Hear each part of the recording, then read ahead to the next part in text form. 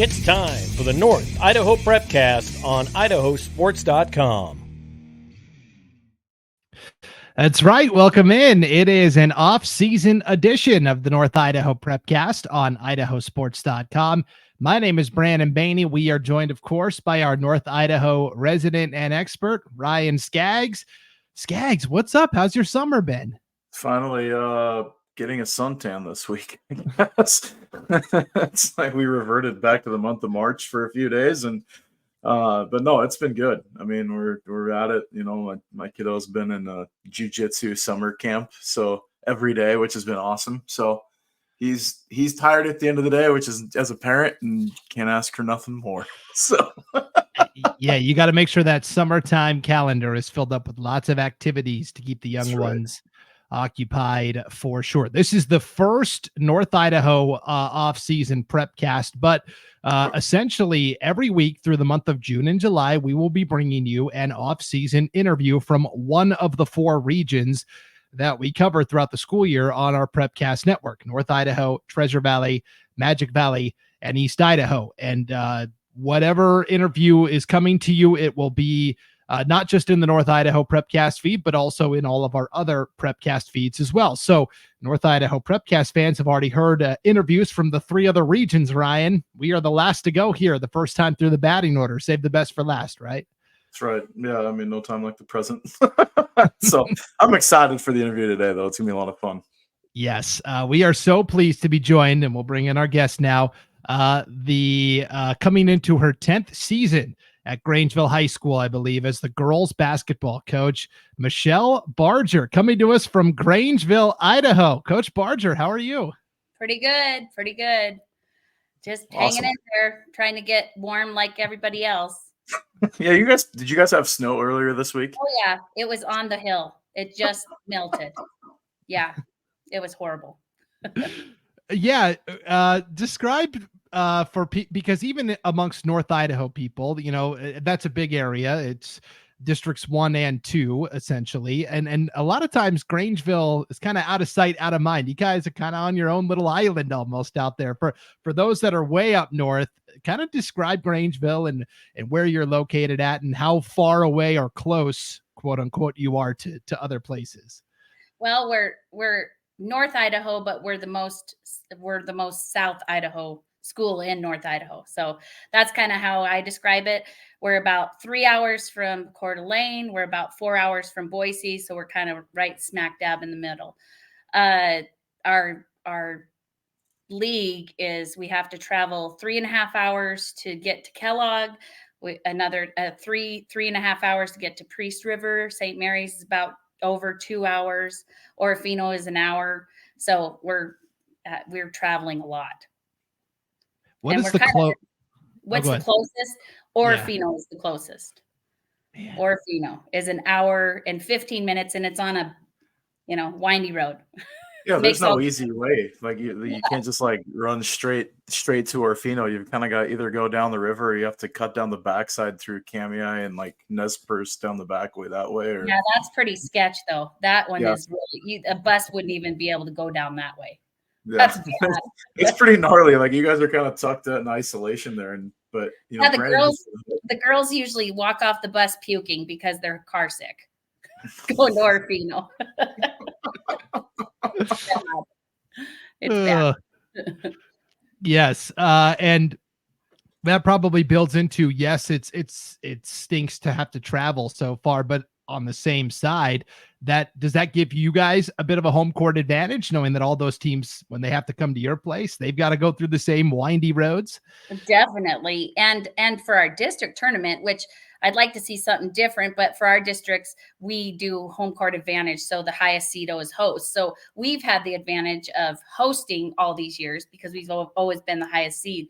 But like for Kellogg, they have to drive 3 hours, get off a bus and try to play. That sucks for them. You know what I mean? But is good for us. So that is, home court advantage. So we don't play at a neutral spot. Is that what you would like to see? Like a neutral site district tournament? Would. Kind of more of a district state tournament feel, not just at your home court, but like a district site. Yeah, I would. LC, we have LC an hour away. I'd like to see us go to LC. Like the I'm with you on that one. Absolutely. It's a great venue. Yeah. It really is. We got a chance to watch you guys play Clarkston there back in December, and that was not good. Don't shake your head though. I mean, like, you look at that Clarkston team and what they accomplished this year and the finish that they had in the 2A ranks in Washington. I mean, you guys held your own for the first half. I mean, obviously that team was extremely talented, but they are. You know, that was something that kind of struck with me though, is that you don't shy away from competition. Like, you're kind of welcoming like anybody, anytime, anywhere. Yes. And it might bite me in the butt this next weekend. We're going to the Lady Grizz camp, the team camp, and we got Lake City right off the get-go. So I'm like, oh my gosh, they put us in the large school division. And I'm like, okay, I guess we're playing Lake City and Sentinel and all these big schools. But we'll be all right. Well, I like the challenge. That's exactly what you said. I like playing hard competition, so it's fun. Well, we saw you standpoint to the ropes too earlier in the year. I mean, that was the defending state champs that you took down to the wire. So yeah, you know, for a 2A school, you guys hold your own for sure. Well, I should say 3A next year, but thank you. Can you tell us how that game got arranged and scheduled? Because you played it at the University of Idaho's ICCU Arena, kind of a neutral site game. It was a really cool atmosphere and a cool deal that was set up. Well, Will Love and I were at the Gonzaga camp during the summer, and we got acquainted and we talked, and he's like, okay, here's my number. And I said, okay, let's try to schedule a game. I have an opening. And he's like, oh, I have an opening. And so he got a hold of me and I got a hold of him. And I said, let's play. And he's like, how about at the ICC Arena? And he knew somebody. And so we just kind of set it up there, and it was really cool. And I'd like to, I mean, we talked about doing it again this year. So it'd be really cool. Loop us in. No. Yes.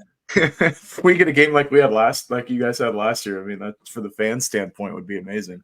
Oh yeah, it was a fun game. Other than we lost. We should have won. We blew an 18-point lead. That was horrible. One of those bumps in the road along the way for sure. Tell us, how difficult is it to fill out your schedule? You know, you only have X amount of dates for your league opponents, and then you've got to fill anywhere to between 8 and 10 non-conference dates. Grangeville is not a place a lot of people want to travel because you're so far away from everything. How hard is it to fill that non-con? You know, it was a while back, but I've kind of got some good connections with people, and they'll travel here, and then we'll kind of do a swap the next year. So it's been pretty good. Some of the 1A teams, you know, we dropped this year. We usually play Camia. You usually play Kendrick. They don't want to play us this year just because of their drop off of girls graduated. So I had to pick up some different games there. I think we picked up Timberlake this year. So we did a home and away with Timberlake. And then something new, we're going to travel down to Mountain Home because I know the coach there. And we're going to play at his place. We're going to meet Ryrie there. So we're going to play Ryrie. Yeah. And then Cole Valley. We're going to do Cole Valley Ryrie that weekend. Oh. Yeah. All in Mountain Home. Not we'll do Cole Valley in Cole Valley Friday night, and then we'll do Ryrie and Mountain Home on Saturday. A JV and a varsity game. Yeah. That'll be fun. That's awesome. Yeah. We're starting to see this more in other sports, football, a little bit for sure. Do you see this continuing to develop where you're looking at another really good school in your classification that maybe is over in a different part of the state, and you say, hey, let's meet somewhere in the middle? Do you think that will become more and more common? Oh, definitely. Yeah. After we lost to North Fremont and at the state tournament, I called them like 2 weeks after the state tournament, and I was like, hey, let's schedule a game. Let's get on each other's schedule, because I want to play them. And I was talking to Dave Lentz, and he was like the same thing. We got to schedule with those Southern Idaho teams so that we know how they play, because obviously we're losing and we need to figure it out. Well, especially with Max Preps rankings coming in so much into play with seeding and everything else. I mean, like that, you know, that throws a whole nother wrinkle into your scheduling too. You can't just stick geographically necessarily anymore. No, and you can't play, to my understanding, and I don't know, you guys can correct me if I'm wrong. The Washington, it doesn't do you any justice to play the Washington or the out-of-state teams. Is that right? I'm not sure on that one. I know if you play a smaller one, it doesn't help your schedule necessarily, but if you play a larger school, I think it doesn't necessarily give you any negative points depending on what happens in that game. It's just they have to be similar enrollment or larger in order for it to count. But Brandon, you can correct me if I'm wrong on that one, but I thought that that's what was in the calculation. Yeah, at this point, I'm going to have a PhD in Max Prepsology, just trying to figure out how this all works. I think the idea is you want to play teams that are going to bankroll a bunch of wins. For example, in boys basketball, if you're a 3A school and you play Lapway, even though they're 2 levels below you, you know they're going to win a lot of games, and that's going to help you. Whereas if you turn around and play Mountain View, that's at the highest level, well, they may have gone 4-20, and even though you played up 2 levels, they went 4-20, and that's not going to help you as much. So it's almost like you want to find the teams that are going to pile up a lot of wins, because Max Preps doesn't take into effect you played up a classification level or down a classification level. It just looks at, oh, this team is good, they've got a lot of wins. Especially because Washington, and also playing the Washington schools too, I know that they don't necessarily use Max Preps. They have their own RPI that they use. And so the calculations don't necessarily carry from one state to the other. Like if you played, some of the teams are playing Utah schools, which I believe uses Max Preps, that it changes the scoring algorithm a little bit differently. But but I mean, you guys playing Clarkson didn't hurt your score at all, because that was a team with 20 plus wins. So I mean, that certainly didn't hurt you. We just played them in league the other night too, and they were good in league, and they're still bringing back some girls, and they just got another transfer in from Lewiston that's really good, so they'll be rolling again this year. For sure. Well, let's revisit this past season, because it was an outstanding year for your girls. As you mentioned, most years you're the top team from the CIL, the Central Idaho League. This past year was no exception, and then you got down to state, and then you get to the semifinal. You beat Kellogg in the first round for the umpteenth time, and then you played North Fremont in the semifinals. It was a 1-point loss, and that was a score where there's 6 different tournaments going on all at the same time, and we see the scores come across the ticker. Everybody saw that and just mouths dropped open, like, wow, that was a close game. And North Fremont, who really wasn't on anybody's radar, was able to pull out the win. How do you go from a tough loss like that to turning around and trying to play the next day? Yeah, it was really tough that next day. I mean, I know it was hard for Coach Bellinger too, for Coal Valley, because we both saw ourselves in the championship together. We really wanted that game. It was rough on our girls. They were absolutely heartbroken after that game. It was a rough one. I'm still licking my wounds after that one too. And just, I just told them the next day, you got to persevere. We want a 3rd place trophy. So, you got to work hard, and didn't really work out that way. But, this summer I've really been focusing on more of their mental game versus their ability, just because I think that's something where we need to really work on this year. So. Yeah, and I've seen the kind of the trajectory of your program. You've been younger the past couple of years, and now you've got a lot of veterans coming through. I still remember, I can't remember if it was 2 years ago or 3, but I was broadcasting. You guys had a consolation game against Ryrie at state, and that was a game where Ryrie hit a shot at the buzzer, just this ridiculous. The girl was like falling down and hit the shot. But on the possession before that, you had the ball, and just a simple pass from like top of the key to the wing goes out of bounds and gives Ryrie the ball back. And that's just something you learn from, right? You're a young team. That's a mistake. Yes. And same thing last year, right? You took that next step, you got to the semis, but again, a tough loss. The mental part, how much has that fueled your girls coming into the off season and now into the summer camps? A lot. I mean, I have girls in the gym working. Like we do workouts 2 times a week. We pretty much play a whole season in our off season, right? We do 21 games in the off season. So, I have them going. We're just working on, getting better at making better decisions and that mental part of the game, because, when it comes down to it, it's rebounding, blocking out, and not turning the ball over in the end. So yeah, we just need to work on those things. You make it sound so simple. Yeah. Well, when you lose 2 times at the state tournament because you didn't block out, obviously you need to focus on something in your program. For sure. Well, let's talk about the one senior you did have last year, Maddie Thacker, and what she meant to your program. Really great girl. I mean, she was actually a transfer in. She came in her freshman year.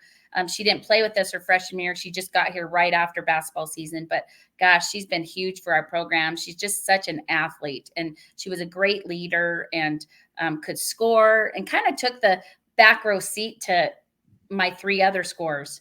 She was my 4th scorer, really, and she could have been my number 1 scorer. Any given game, Maddie, one of those 4 could have been my number 1 scorer. But Maddie kind of took the back row seat. She kind of, just was cool, calm, collective. We'll miss her a lot this year. So.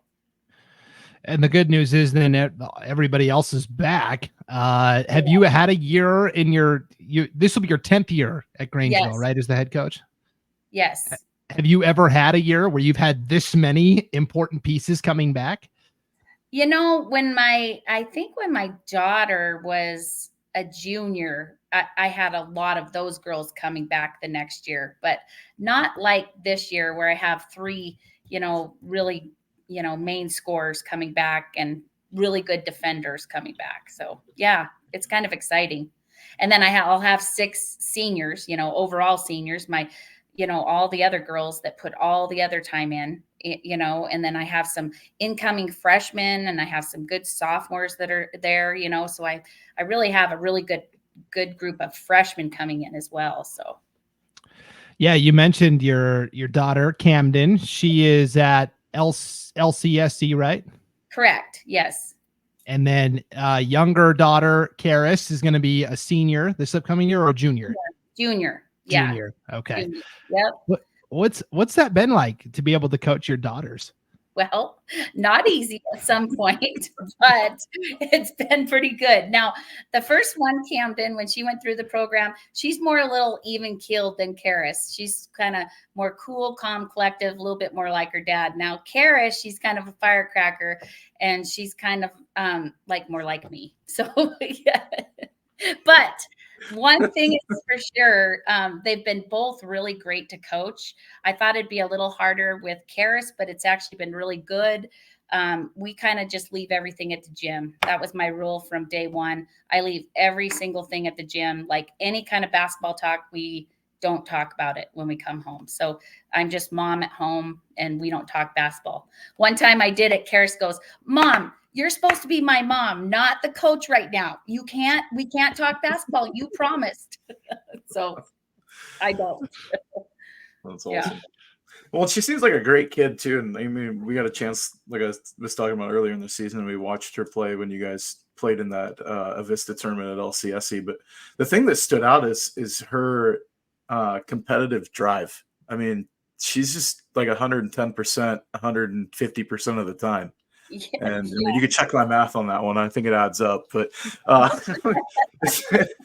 she works so extremely hard. But I think, the one thing that in doing that game too, that we noticed was that she's coachable. Like she adjusts and she actually, listens to you, granted you're her mother, but at the same time, yes, sometimes, yeah, but she's on the floor. It's like, you get to have that secondary, voice for you out on the floor that nobody knows you better than your own kid. That's true. How has that helped in your coaching ability, when you're going through, maybe a tough spot in a game or you kind of got your backs against the wall? Has that been able to come to a point where it's, an asset for you guys? Oh, definitely. Like they know me and they'll just call things, they've been in the gym their whole lives and they'll just say, "Okay, we're doing this." They'll just call it automatically. I don't have to call it. So that's kind of nice. And that goes for anybody really in my program. We're small town, so everybody knows everybody and we're all friends with everybody. So I don't know. It's just really good. It just makes for a really, really good setup and leadership. And, those girls just listen and they know what I want, even when I don't say it. Yeah, and I think that's something that maybe is a misconception from other parts of the state. Oh, Grangeville just must be having one of those stretches where they've just got a lot of good athletes coming through. And it's like, yes, but at the same time, these girls have been working at this since they were little and little dribblers, right? I mean, you have put in a lot of work with these girls from the elementary to the middle school, all the way through to the high school. I do. I do the 4 through 6 program at the school. I do the 8th grade girls. So I kind of put them in like a preseason for high school, get them all the skills, kind of teach all my sets right there during their 8th grade year so that when they come to high school, they're ready to go. So, and then AAU before that, I even did my son's AAU team for 8 years, and I did his all through, until he was an 8th grader as well. So yeah, I just have done basketball. And I mean, that's something that doesn't happen in every small community. And so I think that really is kind of what has separated you from some of your peers in the classification and has kept Grangeville at the top of the list in terms of when you look at teams coming to state every year, Grangeville's going to be right there in the mix. It's all that hard work before they even get to high school. And I think for some coaches in other places, it can be a little eye-opening that, boy, if we want to get to where these other programs are, okay, we've really got to drill down and put the work in early. Yeah, I agree. And it's been fun. It's exhausting. Like right now I'm exhausted, but you just keep hammering it out. So, yeah. I mean, go ahead, Ryan. No, you're fine. Because I was going to tangent off to 2 different subjects. So go ahead if you want. Okay, just to wrap up that point. Yeah, you are heavily involved, but you also have to have really good coaches that you trust, right? Assistant coaches and coaches at the younger level, because it's impossible for one person to do all of it. So let's give some of those great assistant coaches and other coaches in the Grangeville program some love. Yeah, Megan Turner, she's my right-hand girl. She's been great. She actually graduated from high school from Grangeville and had a state championship with Grangeville. So she's got huge ties in Grangeville.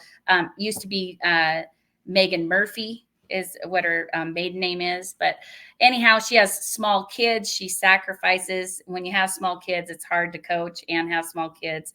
And so I really appreciate her.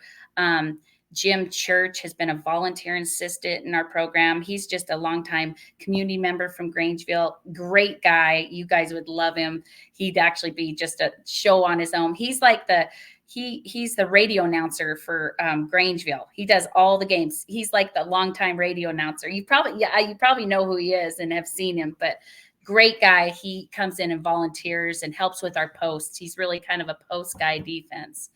And then all the other coaches, like Madeline Green's dad, Joe Green, was like these kids as coaches when they were younger. Jessica Vanderwall, that's Addison Vanderwall's mom. She was their coach when they were younger. And so they helped do AAU all the way through when I couldn't do it in high school. So I really appreciate all of those coaches that have helped along the way for me. Okay, Ryan, go ahead. Tangent. So I'm going to open a can of worms with this question, and maybe you can Well, we're going through obviously the transition to where the classifications have changed. I always like picking coaches' brains about the idea. It's really circulating a lot. The talks of expanding the state tournament and things of that nature. As a coach, you don't necessarily get a ton of say. You just kind of have to grin and bear it with whatever system is dealt to you. Do you feel that there needs to be an expansion to the state basketball tournament? Yes, I actually do. Just because I think we could expand it to be even better than it is. It's already an awesome venue. I think the state tournament does a great job, but I do think we could expand it and it could be even better. I really do. I just think I'm from Montana, and our state tournaments were always set up different. Then I'd kind of like to see a format like that. where you kind of have to play back through. You have to play a game in the morning to get to that consolation game at night, right before for the championship game. I'd kind of like to see something like that happen. So I didn't know you were from Montana, Coach Barger. Where at? Cut Bank, Montana. Oh my gosh. My dad's got a ton of relatives up in Cut Bank. I'm from Stevensville. So that's okay, nice. Born and raised. My parents were owned a laundry and dry cleaning business. And then my grandparents owned the same business. So we were born and raised all up in Montana. So yeah, true Montanan. Oh my gosh. How cool is that? Okay. Yep. Kindred spirits. All right. and well, and just to dovetail off of what Michelle was saying there, in Montana, the way the state tournament works is your first round losers all play on Friday, right? They play the 2 loser out games. Yeah. But then Saturday morning, the 2 winners of the Friday consolation games play the 2 losers of the semifinals. And then the winners of those 2 games turn around and play again on Saturday night. So to earn that 3rd place trophy, you've got to win 2 games in the same day. And sometimes it's a semifinal team that lost that comes through and takes 3rd. Sometimes they're so deflated after a tough loss that it's one of those first day losers that wins the 3rd place trophy. But it really does make it a little more exciting, I think. I agree. Yeah, I do. So, with talking about your pro expansion a little bit and changing some things, what about rotating sites? I know that there's been a lot of talk about moving things around a little bit. We've talked about it, at least Brandon and I have ad nauseum at times about possible multiple locations, but especially with some of the smaller schools, maybe having a North state tournament, having it up north. And I know that you've got to play in that venue in Moscow at ICC Arena. And that's would be pretty incredible to be able to have an opportunity. Even LCSC has a great venue for a state tournament game as well. Would that be something that your kids would actually look forward to, is playing closer to home? Would that be something that they would embrace, or do they like that trip to Boise? Oh, they like the trip to Boise, of course, because they'd like to do the shopping. But I think that they would love it if it was closer to home too, because we have 2 of the best, the coolest venues around. The ICC Arena is amazing, and LCSC's facility is top notch too. So, we have 2 of the best around. Why not utilize them? So that would be something that I would say look into. You look back into Cut Bank's history, my hometown. It was a gym. I'm from a town that is about the size of Grangeville, but it had a gym that seated 12,000 people. It was a phenomenal gym. That's bananas. Yeah. That is crazy. You should look it up. It's a really cool gym. Huh. Yeah, that's crazy.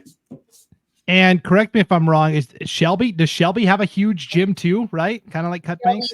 Yep. Shelby seats the same amount.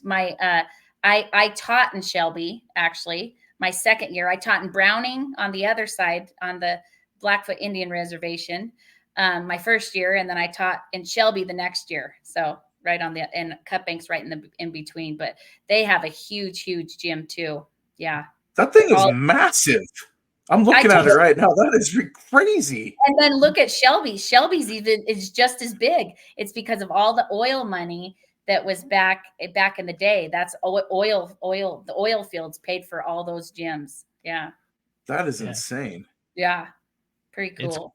It's cool for sure. So yeah, Montana does things a little bit differently. They have state tournaments in different cities, right? It's very rare that there's 2 tournaments going on in the same city. And then the other thing I always talk about, and I'm sure people are tired of me talking about it, is I'm not a fan of the staggered start to the seasons where in Montana, girls basketball, boys basketball, they both start at the same time and they pretty much end at the same time. And a lot of times they will hold the same classification boys and girls tournament in the same place. So if you are a parent and you've got a son and a daughter that both play basketball, you're not having to pick and choose. You can watch both of them compete on the same weekend or in back-to-back weekends. But I know when you were, in Montana, girls basketball was in the fall for a really long time, and it's still fairly new being in the winter, but I like the way that they do it now where it all starts on the same day.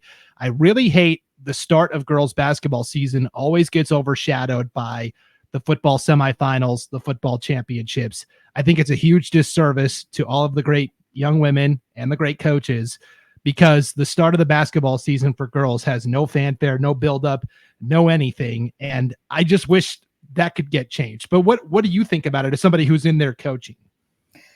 I agree with you 100%, especially because our football program's really good. So we usually make the state playoffs. We're in the playoffs. And so, we start and, my girls want to go and support the boys or vice versa. And you can't because it's right there. But yeah, I would like to see the season go a little bit later.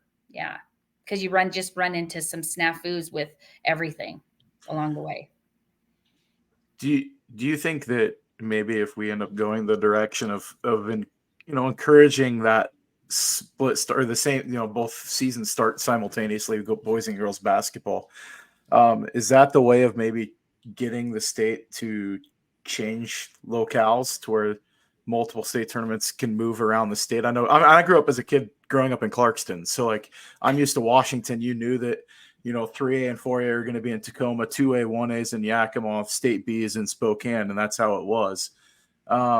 If you could build that type of notoriety for having a certain area of the state's just going to carry those classifications, is that going to be maybe the straw that starts to stir that drink as far as getting things to change? I think so. Yeah. I think that'd be a great thing to do. And then just have the boys and the girls play in different, that maybe they play in Coeur d'Alene or the ICC arena or wherever. And that's their venue for 3A. That's weird to say 3A now because we're 2A to 3A. Yeah. For those that don't know, let's talk about Grangeville as a community a little bit. What do you do? It's a Saturday night. You're not coaching. You're not doing anything. You don't want to stay at home. You're going to go out and do something. Where are you going in Grangeville? Well, we're pretty outdoorsy people. My husband's a big hunter, so if it's salmon season, we're on the river fishing. If it's elk season, he's trying to get an elk. It was kind of funny this year during trying to get. He drew tags for all three kids. All three kids drew an elk tag this year, and it was a horrible elk season where we drew the tags. And so he had one day to hunt with Camden. Camden was like home from basketball for one day, and so we got to take her out one time. And so, but anyhow, we do a lot of hunting, fishing, camping, hiking. We do all those sorts of things. If it's not hunting or camping season, we just hang out. I'm usually in bed by 8:30. Or we're going to basketball games. It's kind of been weird though, since coaching, and then Camden started actually playing last year because she redshirted her first year. She tore her ACL in the state tournament on the last when we played Melba her senior year. So she redshirted her first year. So she actually got to play last year. So that was kind of a weird thing, trying to coach and go watch her play. So yeah, how do you thread that needle? Yeah, you just miss some games, and then you sprint from high school basketball to Lewiston. Luckily, it's only an hour away, which is really, really nice. So we've gotten to see some of those. And like down south, we got to go to the College of Idaho, and we were off for a weekend. So we went to Eastern Oregon. So we'll, travel to the ends of the earth to see our kids play. Speaking of that, have schools started to contact Karis at all? I know coming into junior year is always a big year where schools start to pay a little more attention. This summer, I've taken Karis and Madeline and Addie to some prospect camps. And so they're getting their name out there. Some coaches have contacted me on all three. So we'll see where those things go. We went to we went to Montana Western.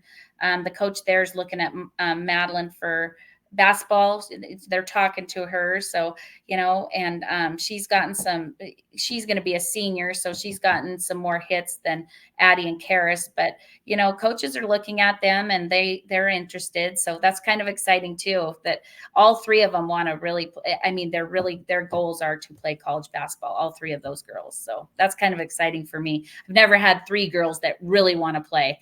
Maddie Thacker, she could have played. I don't know. She hasn't decided all the way yet what she's going to do, but she's another one that could have played. But, the opportunity just wasn't the right opportunity that she wanted. So. And it helps with Madeline Green. She's what, 6'2", 6'3". Yeah. I mean, the height helps. Yeah. Everybody wants a post. Everybody wants a center. Nobody wants. You can't coach height. You just grow it. Yeah. Everybody has a 5'5" guard. Yep. Are there any cool stories from this past year? Since a lot of the same girls will be back this year. I know sometimes with girls basketball, they develop traditions or, interesting things that you got. Do you have any stories like that from this group of Grangeville girls? Gosh, nothing that I could think of off the top of my head, but this group's kind of just very together. They were really, really close knit and just a really good group of girls. They're kind of wacky, but competitive, and they're in every sport together. So they're super competitive on every sport, and that kind of makes it fun.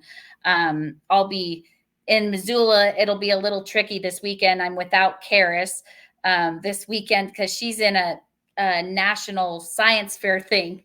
Like Joe says, she's nerding out this weekend. That's cool. Tell us more about that. That's it was so her and this other girl from Grangeville, she's a senior, Tabby Stoner. They won the Stockholm Junior Water Prize for the state of Idaho. And so the Stockholm winners send them to an all expense paid trip to Golden, Colorado, at that Colorado School of the Mines, and they get to stay there and present their project to the national judges. If you win, you get to go to Stockholm, Sweden. So that's what's at stake. Pretty cool, actually. That's awesome. Wow. Yeah. Well, good luck. Yeah. Golden's a pretty cool area too. That you mentioned Colorado School of the Mines. That's a pretty awesome campus actually too. It'd be a good visit. I looked there. I told Karis, I said, you should go, if in your free time, go introduce yourself to the coach and see if you can introduce yourself to the head coach for the basketball team and say, hey, I'm Karis Barger. You want me? Set yourself up for the rest of your life. That's a good school if you're going to go into engineering or something like that. That's a heck of a place to go. Yeah. Yeah, we just went to Butte Tech for a prospect camp over there. Coach Graham is there. He's a great guy. And that was pretty fun. He had 110 kids come out for his prospect camp over there. So I took Madeline, Addie, and Karis over to that one. So that was kind of exciting. That's awesome. And it just goes to show you will travel anywhere, take your team anywhere that you think it's going to make them better, but also get them more exposure. And that's what I really appreciate about what you do for these Grangeville girls also. Thanks, Brandon. Yeah, for sure. Well, it's been a lot of fun catching up with you, getting to hear the ins and outs of Grangeville girls basketball. Like I said in the intro, you guys are kind of out on an island sometimes. It's easy to just kind of forget about you. And then every once in a while we'll check in and we're like, oh man, Grangeville's like 16-3. When did this happen? Like you guys just kind of go about your business very quietly. And so we just wanted to get to know you a little bit better and this Grangeville program and what makes it so successful. So we appreciate you peeling back the curtain a little bit. Thanks, Brandon. Thanks, Ryan. I really appreciate it. Absolutely. We appreciate your time. Good luck at Lady Grizz Camp and good luck the rest of the summer. And of course, we'll be checking in with you once the season starts in the winter also. All right. That's exciting. Take care. All right. Thanks. All right. Bye. All right, Ryan, there you go. Michelle Barger, head coach at the Grangeville girls basketball program. 10th season coming up here this next winter. Yeah, no, and she's one of the good people around just in sports and in general. She's always super personable and she's a hoot, man. She's a character. Just came up to me before the Clarkson game at the Avista tournament and was cracking jokes and just one of those very late. Her approach is way different than some of the more serious people in high school athletics. So it's a kick to have her around, especially and have her on the Prepcast. For sure. So as we are recording this Prepcast, of course, the final week of June, and it's the final week, Ryan, of our IdahoSports.com Team of the Year competition. We started with 16 teams on the bracket. We picked one champion from 16 different sports, 8 girls teams, 8 boys teams. We kind of randomly placed them onto a bracket, and the fans have been voting since the start of June. We are down to the final 2. So again, you can go to IdahoSports.com daily and cast your vote for your favorite team. It's been a lot of fun and a good competition so far.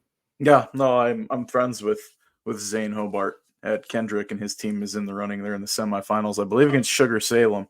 And so I know that they're scratching and clawing for every vote that they can get with that Kendrick boys football team. But I was teasing him a little bit about it because he's continually begging for votes every day. But yeah, no, it's been cool to see the community, individual communities with teams represented, how well they've been represented and how deep they're getting their programs. I mean, North Idaho has been showing out a little bit too.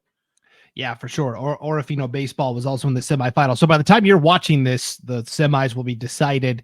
It'll be our final 2, but you should still go vote at IdahoSports.com. Also coming up at the end of this week, Ryan, is the annual Idaho 6th, 7th, and 8th grade All-Star Games, better known as the Idaho Bowl. It's taking place at the College of Idaho this year.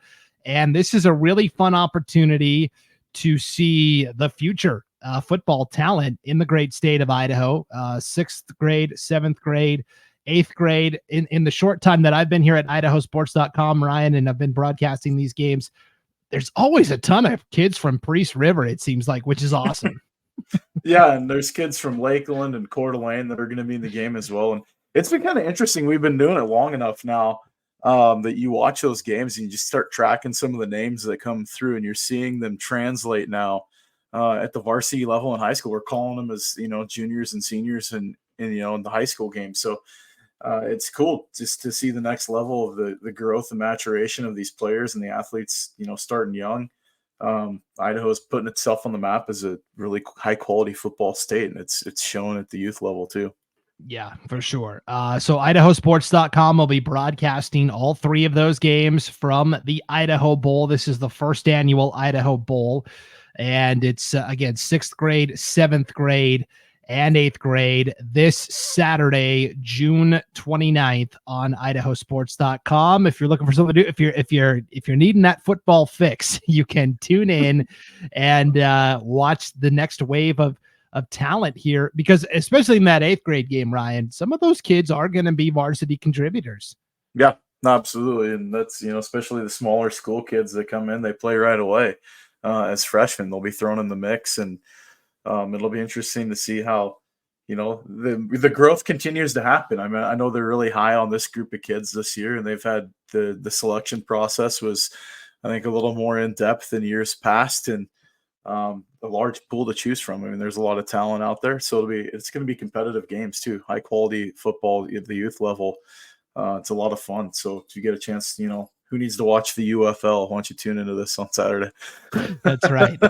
It's yeah, when we say 6th, 7th, and 8th, that's the year they just completed. So like those 8th grade All-Stars are going into their freshman year, at the high school level. So again, that's this Saturday starting at 10 a.m. Mountain time. So that is 9 a.m. up here in the Pacific time zone to tune in. But again, that's all on IdahoSports.com. All right, Ryan, enjoy the rest of your summer. And again, be on the lookout next week for another interview from one of our, probably not going to be North Idaho. That'd be very unusual if we went back-to-back weeks, Scaggs. But from one of the other regions, we will have another interview with you. So stay tuned for that as well. Yeah, I'm looking forward to it. All right. Well, thank you for tuning into this off-season edition of the North Idaho Prepcast. And again, this will be in every Prepcast feed that we have. Continue to enjoy the summer, and we'll see you back here in July for another round of interviews. For Ryan Scaggs, I'm Brandon Baney. Thanks for tuning into the North Idaho Prepcast on IdahoSports.com.